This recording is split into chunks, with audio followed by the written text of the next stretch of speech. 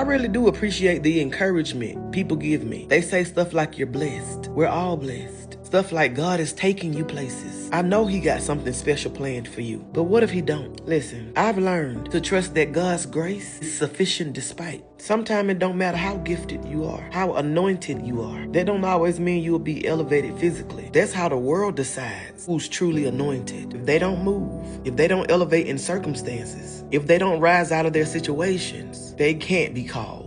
When God said we can recognize his children by their fruit, he wasn't solely talking about material gain in status, nothing really physical, but fruit of the Spirit. Because of God, Paul was very wise. He inspired so many people, and him operating in his gift wasn't him displaying movement. He did most of his teaching from a prison cell. He never got to see a lot of the stuff that those he was ministering to saw. In a prison cell, he displayed the fruit of the Spirit. With a thorn in his flesh, he displayed the fruit of the Spirit. I just may not go anywhere in this life, but I know God's grace is sufficient enough that even if he only used me to operate in my gifts from the comfort of my own home, I still know through me, his presence will be felt. I still know it's not all for nothing. I still know there's purpose in it. I used to question God. Like, God, I know you told me personally that you knew the plans you have for me. Plans to prosper me, not to harm me. Plans to give me hope in the future. And when things started to not align to what he spoke over me, I started to feel like maybe I heard wrong. Then you remember the goodness of God, that he's not a man that he should lie. I just may prosper in this life, just like you might prosper. But his ways are not like our ways. His thoughts and plans for us, it's not like our thoughts and plans. We have to trust that whether it's in this life or when we ascend with him, he don't renege on his promises. But some of those promises, some of those blessings, not always meant for us to receive here. Just because God can do all things, don't mean he will. Life is more than clothes and the things we eat. Life is more than how far we can get in the waking life, but it is about living it in a way that is pleasing to God. Continue to speak over yourself. Call those things that are not as though they were. But still understand, even if those things you called never come into fruition, his grace is still sufficient. And y'all be blessed.